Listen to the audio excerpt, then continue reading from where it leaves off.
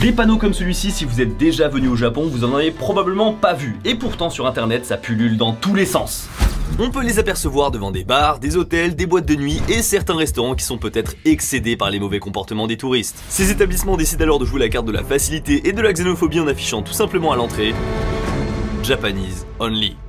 Mais si jamais vous tombez réellement dessus, la première réaction c'est le choc et la deuxième c'est de se demander quand même est-ce que ce truc est même légal? Eh bien la réponse va vous surprendre, mais oui, au Japon, ces affiches sont parfaitement légales. Cependant, ils restent tout de même inconstitutionnels dans le sens où ils vont à l'encontre de la constitution japonaise, car la discrimination raciale y est explicitement interdite dans l'article 14. Mais le Japon est le seul pays démocratique développé sans aucune loi dans son code civil ou pénal interdisant spécifiquement la discrimination raciale. Alors pour justifier l'existence et l'utilisation de ces panneaux, j'entends déjà les arguments suivants. C'est leur Japon après tout, ils font ce qu'ils veulent. Ils font ça parce qu'à la base, des touristes ont fait n'importe quoi. C'est juste parce qu'ils ont peur de mal comprendre et de mal servir les clients étrangers à cause de la barrière de la langue.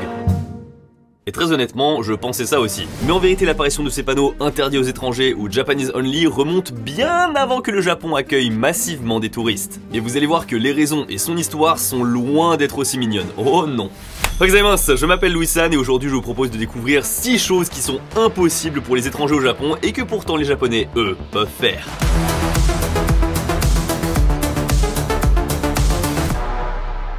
Vous n'avez pas idée de la galère que c'était d'obtenir à l'époque un abonnement téléphonique au Japon. En gros, pour y souscrire, vous deviez avoir un compte bancaire japonais, et pour avoir un compte bancaire japonais, vous deviez avoir un numéro de téléphone japonais. Le bon cercle vicieux. Et en tant que touriste, ah mais c'était la dèche totale. Heureusement, aujourd'hui, tu peux te faire ponctionner violemment ton argent par des distributeurs de cartes SIM prépayées à l'aéroport. Ou alors tu peux choisir la bonne solution comme moi et choisir Ubigi. J'ai un pote, il m'a littéralement dit non, t'inquiète mec, j'ai pas besoin, j'ai pris une sorte de forfait, voilà, avec mon abonnement Orange, pas de problème. Il s'est no joke, il s'est mangé 256 € de hors forfait. C'est pour ça vraiment quand vous venez au Japon, pensez à Ubigi. Vous l'aurez compris, c'est un opérateur eSIM qui te permet d'avoir internet absolument partout. WhatsApp, Line, Messenger, tu peux appeler tes contacts et aussi envoyer des messages. Et sans même le savoir, ils soutiennent mes gros projets depuis le tout début. Je l'ai déjà dit, mais les boulangers, l'huissier affineur, les bouchers, les poissonniers et les chefs, ils ont eu tous le droit à leur abonnement Ubigi. Même moi je retourne bientôt en Suisse pour aller voir l'huissier affineur, donc faut pas que j'oublie ma eSIM Ubigi. Pour le Japon, l'abonnement que je vous recommande si vous venez un peu plus d'une semaine, c'est le 10 Go pour 30 jours. J'ai fait le calcul, en moyenne, Ubigi c'est 6 fois moins cher qu'une Pocket Wi-Fi. Et avec mon code Louis, vous avez 10% de réduction sur tous les abonnements. Ça se connecte toujours systématiquement sur le meilleur réseau disponible, donc ironiquement, vous avez même un meilleur réseau que les Japonais eux-mêmes. Je sais que là, vous n'avez pas forcément besoin tout de suite, mais quand vous partirez au Japon, vraiment pensez à Ubigi et aussi à mon code promo. Histoire des panneaux Japanese only. J'admets que les panneaux Japanese only, c'est assez osé. Elles ont connu un pic de popularité au début des années 2000 avec de nombreux établissements affichant fièrement leur discrimination pignon sur rue. Mais les premiers panneaux apparaissent en 1992 dans la préfecture de Yamanashi, dans la ville de Kofu. À cette période, le Japon accueille autour de 3,5 millions de touristes par an. Nous sommes donc très loin des 31 millions de l'année 2019. Alors pourquoi des pancartes discriminantes sont arrivées dans cette petite ville de Kofu de à peine 200 000 habitants au nord du mont Fuji? La réponse, c'est la peur du sida. Ok, je pense qu'il y a besoin d'un peu de contexte. En janvier 1987, pour la première fois de l'histoire, une japonaise meurt du virus du sida. C'était une femme de 29 ans et petite particularité, c'était une... Même pas besoin de censurer, vous avez compris. Et c'est là où ça va se compliquer. Parce qu'avant sa mort, la femme a déclaré aux autorités qu'elle a eu au cours de l'année des relations waouh avec 100 hommes. La plupart des étrangers. Et là, c'est le raccourci Mario Kart. Étranger égale porteur du virus du sida. Un mois à peine après la mort de la péripatéticienne, c'est pas moins de 500 000 appels téléphoniques demandant des informations sur la maladie qui sont recensés dans les bureaux de la santé publique japonaise. Ça part dans tous les sens, tous les standardistes essayent tant bien que mal de répondre aux interrogations des Japonais. Et ça va plus loin, une partie de la population et même certains politiciens font pression pour faire passer des lois pour imposer des tests de dépistage du sida à tous les étrangers arrivant sur le territoire nippon. Encore plus loin, on veut interdire aux Japonais de voyager en Europe ou aux États-Unis, et de surcroît, le nombre de ruptures de fiançailles entre couples japonais et étrangers grimpe en flèche. Wow, ça rigole pas du tout, et le médecin Yomoji Fukushima d'Osaka l'explique très bien. Au Japon, il existe une longue tradition de peur irrationnelle et de suspicion envers les étrangers et tout ce qui est étranger. Cette hystérie autour du sida n'est qu'une amplification de ce sentiment traditionnel. Même les propriétaires des bordels voient leur chiffre d'affaires faire une chute libre. C'est pour ça qu'ils décident d'offrir des préservatifs et des analyses de sang de suivi. C'est vraiment, ils sont désespérés et à genoux. Pitié, trempez le biscuit chez nous, vraiment, on n'en peut plus. C'est vous dire le niveau de crise. Mais malheureusement, à cette époque au Japon, il y a une très mauvaise connaissance des méthodes de propagation du virus. Les Japonais ne savent pas si ça ne se transmet pas dans l'air, dans l'eau, par friction, par contact. Ils sont inquiets, donc ils appellent et on recense même des interrogations de ce style-là. Dois-je arrêter de manger des aliments importés? Dois-je porter des gants en caoutchouc lorsque je tiens les sangles des trains de banlieue? Et puis pourquoi pas une bulle scaphandre pour ne pas respirer le même air, hein, tant qu'on y est? Bref, les Japonais ne veulent pas le moindre contact avec ceux qu'ils pensent être les porteurs du virus. Alors patauger dans la même eau, vous imaginez bien que c'est hors de question. C'est comme ça que les onsen sont désertés. Les autorités sanitaires japonaises appellent au calme, mais c'est trop tard. Les Japonais, pensant que le virus du sida pouvait se transmettre dans l'eau, ont fait chuter brusquement le chiffre d'affaires des bains publics. Ce qui a eu pour conséquence au onsen de la ville de Kofu et sûrement dans beaucoup d'autres à cette période, de mettre en place les premières affiches établissements interdits aux étrangers pour rassurer la clientèle nippone.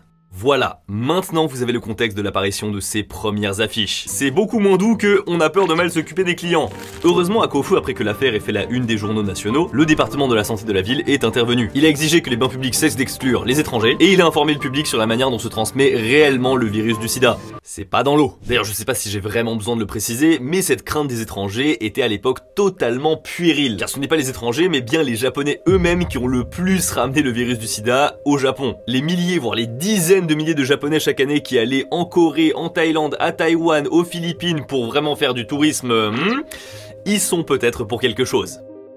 Bon, juste une pancarte dans une petite ville du Japon. Ça a été retiré, c'est pas bien méchant. Alors comment ça se fait que ces affiches interdisant les étrangers se sont retrouvées aux quatre coins du Japon au début des années 2000? Eh bien pour le comprendre, il faut s'intéresser à cette photo. Elle a été prise à l'entrée d'un onsen à Hotaru, une ville tout au nord du Japon. C'est la même affiche qui a vu le jour à Kofu, mais pas pour les mêmes raisons. 退去してっていうかグループで来られましてですね、やはり他のお客さんに迷惑をかける行為、確かにマナーもあるんですけども、それ以外のですね、例えば体臭の問題、それと我々が疑念に持ってその病気が発生するんじゃないかというような思いですか。Les locaux ne supportaient juste pas, et je cite, les Russes puants, effrayants et ivres. Les mauvais comportements donnaient une mauvaise réputation au onsen qui était au bord de la faillite. Et c'est comme ça qu'ils ont eu l'idée d'apposer le taillissement barrière anti-étranger. Et la grosse différence avec l'affaire de Kofu, c'est que cette fois-ci les autorités locales et les médias locaux se sont mis main dans la main comme ça pour ne rien faire. Rien du tout. Ils étaient plus ou moins tous d'accord pour discriminer les Russes qui venaient vendre leurs fruits de mer sur le territoire nippon. C'est pour ça que le taillissement, ça les arrangeait bien, ou tout du moins, ça les dérangeait pas. Bon, ça a bien fini par faire la une des journaux quand même, hein. Mais 6 ans plus tard, en 1999. Sauf que cette fois-ci, les journaux, au lieu de condamner, c'est un peu 50-50. Il y en a même qui trouvent des vraies excuses aux Japonais, avec notamment cet article dans le Japan Times rédigé par l'historien Gregory Clark. Il est intitulé « La discrimination envers les étrangers est un droit pour les Japonais ».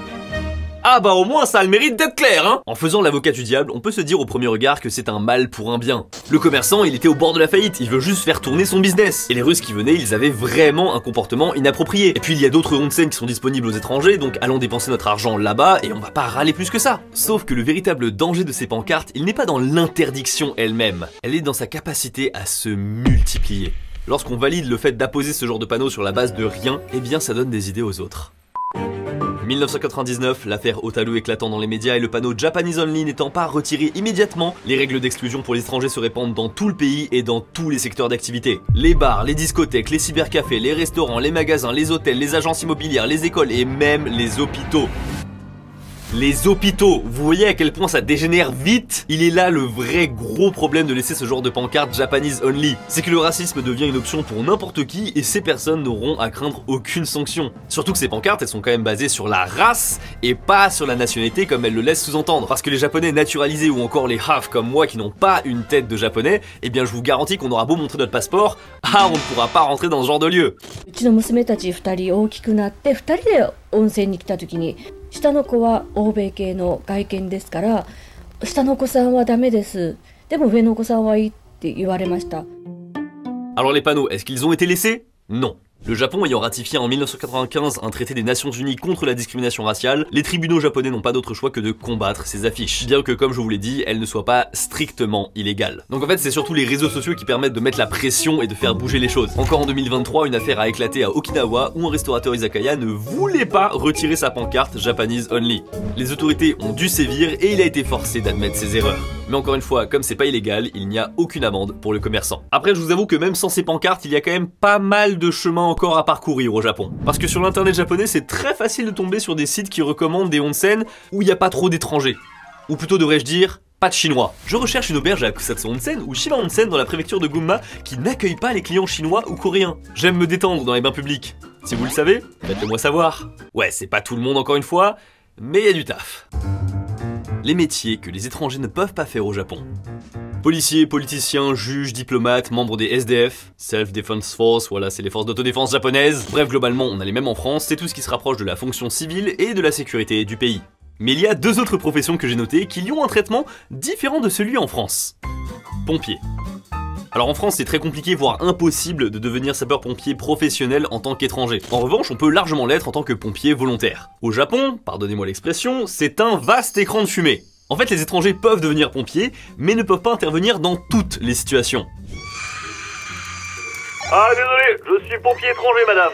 Je ne suis pas autorisé à intervenir sur les incendies. Vous rigolez, mais c'est exactement ce qui se passe à Mitsue, un village dans la préfecture de Nara. La raison, c'est le gouvernement qui n'a pas donné de directive claire sur ce que peut ou ne peut pas faire un pompier de nationalité étrangère. C'est pourquoi certaines municipalités restreignent les rôles, mais il y en a d'autres où ils savent tellement pas quoi faire qu'ils refusent en bloc les candidatures. En fait, ce qui les fait peur et qu'ils n'arrivent pas à interpréter, c'est cette phrase. La nationalité japonaise est requise pour l'exercice de l'autorité publique. Donc par exemple, ça voudrait dire que ordonner une évacuation, bah là, tu donnes un ordre, donc ça passe pas. Mais si tu accompagnes les personnes évacuées dans un lieu sûr, bah là tu ordonnes pas, donc c'est ok. Bon, c'est un bordel, espérons que le Japon clarifie tout ça assez rapidement. Professeur. Ah, celui-ci, vous l'avez pas vu venir. Alors rassurez-vous, vous pouvez totalement devenir enseignant en tant qu'étranger au Japon. C'est un des métiers les plus populaires chez les étrangers, cependant, dans les écoles publiques, il y a des nuances. En 1991, le ministère de l'Éducation a ouvert les portes de l'emploi à tous les étrangers dans tout le pays. Ah, mais il a en même temps interdit la nomination d'enseignants étrangers à des postes de responsabilité et de direction, et demande bien de faire la distinction entre les profs étrangers et les profs japonais.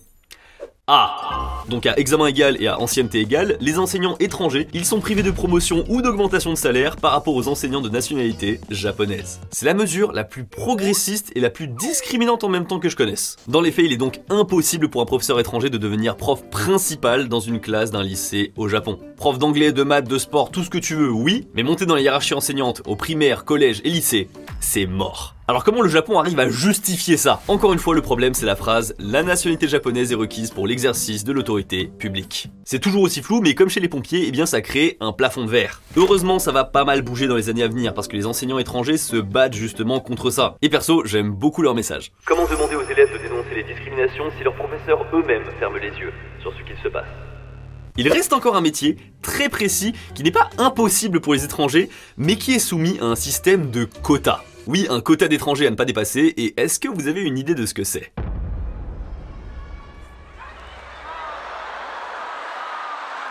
Il s'agit du métier de rikishi, lutteur de sumo.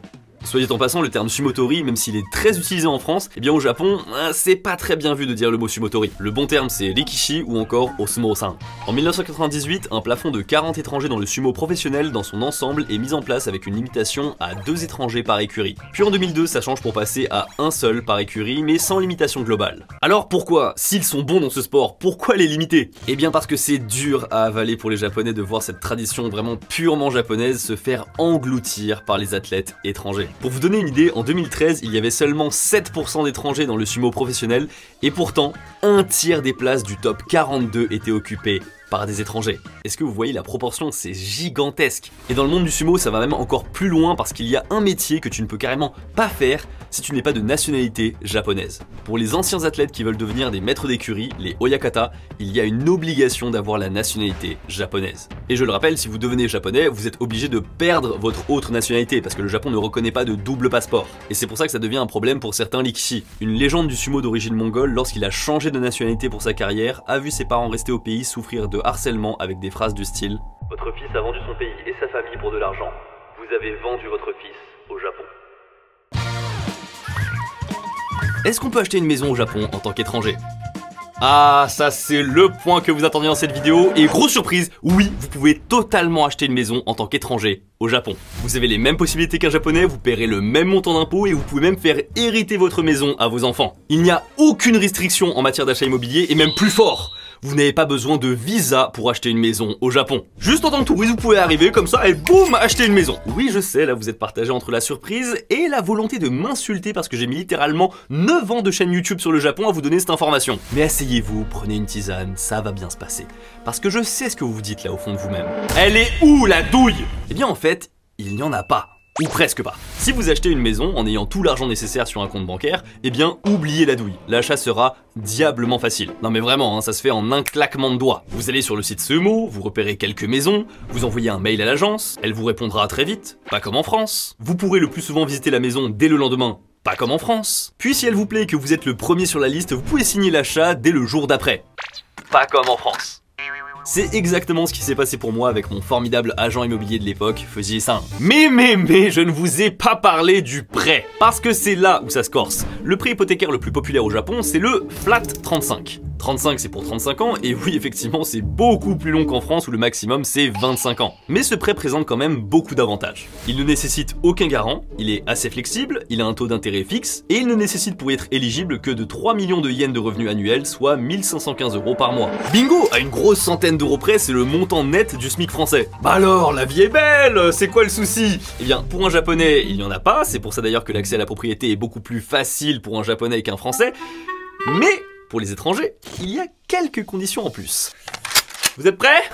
1. Avoir un travail à temps plein dans la même entreprise depuis 1 an ou à temps partiel dans la même entreprise depuis plus de 2 ans. 2. Être admissible à une assurance crédit collective. 3. Avoir entre 20 et 65 ans au moment de la demande et moins de 80 ans au moment du remboursement intégral du prêt. Rien vraiment d'insurmontable. Mais le dernier point, le point numéro 4, il vient tout casser. 4. Être titulaire d'un certificat de résident permanent. Le fameux visa permanent qui vous permet de rester au Japon indéfiniment sans avoir à renouveler le visa et qui vous donne quasiment les mêmes droits qu'un japonais. Sauf que pour l'obtenir, eh bien dans 99,9% des cas, eh bien ça veut dire vivre pendant 10 ans au Japon. Et donc par conséquent, travailler au Japon pendant plus de 10 ans. Ah, je les vois, vos espoirs de facilité qui s'envolent, mais attendez, passez avec moi dans l'arrière-boutique.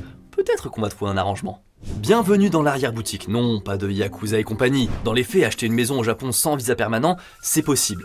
C'est juste bien plus compliqué. Et surtout, les banques n'auront aucune pitié envers vous parce qu'ils savent que vous êtes dans une position de faiblesse. C'est pour ça qu'il y a de nouveaux critères. Avoir travaillé minimum 5 ans avec plusieurs années dans la même entreprise, avoir un apport entre 20 et 50% du prix de la propriété, et enfin, faire valider son niveau de japonais. Et à ça, il faut ajouter le fait de choisir des banques un peu moins conventionnelles comme Ion Bank, Suruga Bank, Tokyo Star Bank. Quoi ? Les banques vous ont refusé parce que vous n'avez toujours pas les conditions requises? Ne vous inquiétez pas, j'ai encore une solution. Venez avec moi dans l'arrière-boutique. La solution de secours, c'est...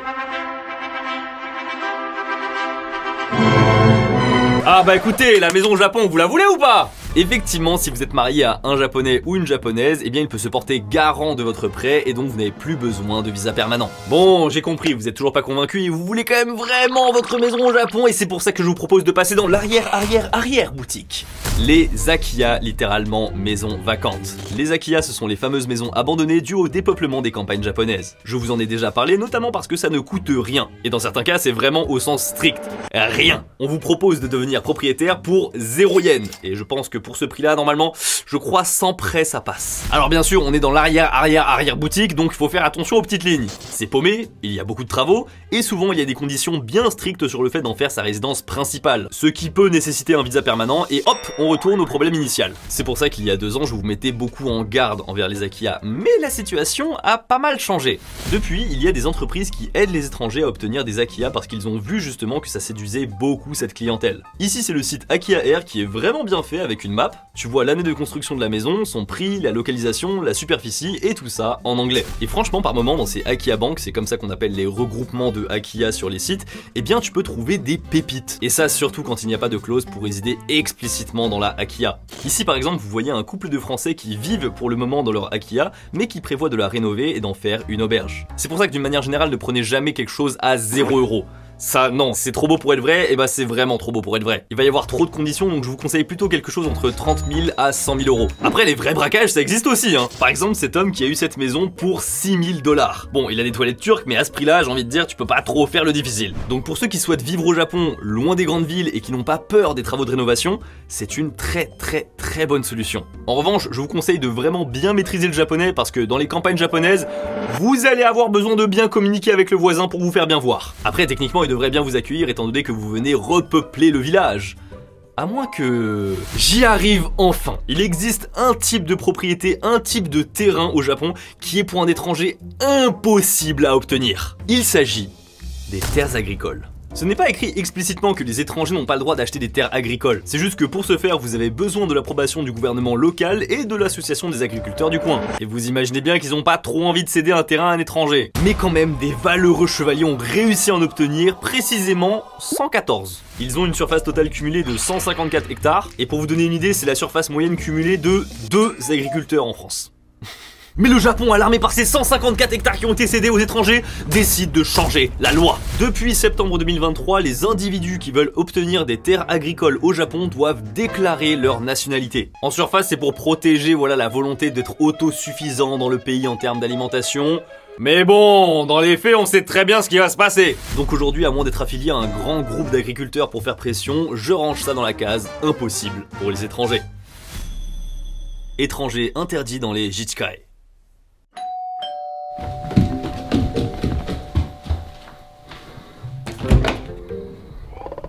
Chaque année, je me fais racketter de quelques milliers d'yens juste à ma porte.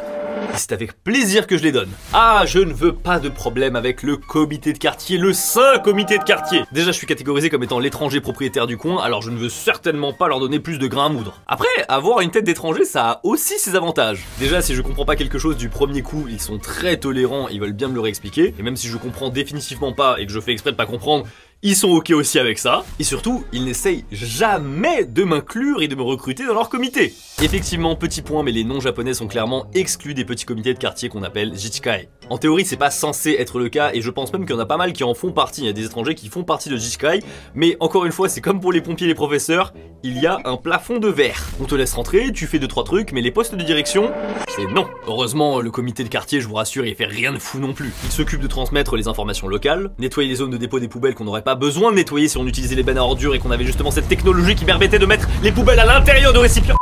Ils organisent des exercices de prévention contre les catastrophes naturelles, et le plus stylé, c'est eux qui s'occupent de l'organisation du Matsuri de quartier. Et en fait, je me rends compte d'un truc, mais plus une institution est petite, plus tu peux te permettre de faire n'importe quoi. J'en sais quelque chose, j'ai été président du bureau des arts lorsque j'étais en école d'ingénieur, et ah là là là là, c'était la roue libre. Mais bon, je vous ai clairement gardé le meilleur pour la fin. Le dernier bastion de la discrimination. Tout à l'heure, je vous ai dit que les pancartes Japanese Only avaient été toutes retirées ou presque. Mais je vous ai menti. Il y a un type d'établissement qui pratique encore et toujours cette discrimination. Et oui, je vous entends, vous avez raison de vous insurger. Ou pas. Et il s'agit des lieux qu'on appelle les sopes. C'est un lieu où on se lave, ça glisse et ça rentre. Et vous imaginez bien que c'est un peu plus compliqué pour les associations qui luttent contre les discriminations d'organiser des vastes campagnes de communication et des manifestations pour demander à ce que les étrangers puissent ranger leur katana dans tous les fourreaux. Effectivement, là, pour une fois, c'est vraiment dans cette problématique de servir le client qu'il y a cette interdiction pour les étrangers. Mais les prêteurs de fourreaux, depuis que le tourisme a explosé, se sont bien rendus compte qu'ils refusaient trop d'étrangers. Ils étaient si désolés, attristés. Ne pas servir correctement les porteurs de katana est une véritable honte pour eux. Alors ils ont appliqué l'omotenashi japonais, afin de satisfaire tous les clients le plus possible, indépendamment de leur couleur, de leur âge, de leur nationalité et de leur ethnie. Ils ont créé des sites et des lieux dédiés spécifiquement aux étrangers. Oui, mesdames et messieurs, oui, on vous a compris, ils vous ont compris. Bon, vous l'avez compris, pas de problème les gars, vous pouvez y aller vous aussi maintenant. Et d'ailleurs, ce qui est assez rigolo, c'est que c'est tout aussi sévère que chez leurs homologues japonais. C'est-à-dire qu'il y a des enseignes qui bannissent les étrangers, et il y a des enseignes qui bannissent les japonais au Japon. On bannit les japonais au Japon. Alors forcément, vous allez me demander pourquoi. Ma théorie, c'est que je pense que certaines femmes ne veulent pas prendre le risque d'être connues dans la rue. Donc si les clients ce sont des touristes étrangers qu'elles ne reverront jamais, alors il n'y a pas d'inquiétude à avoir. Merci à Debito Harudo, un journaliste né américain mais aujourd'hui naturalisé japonais qui a donné énormément d'informations sur l'historique de ces pancartes Japanese Only. Et aussi merci beaucoup à vous d'avoir regardé la vidéo, il y en a une autre suggérée juste ici, je vous dis à la prochaine. Tchuss.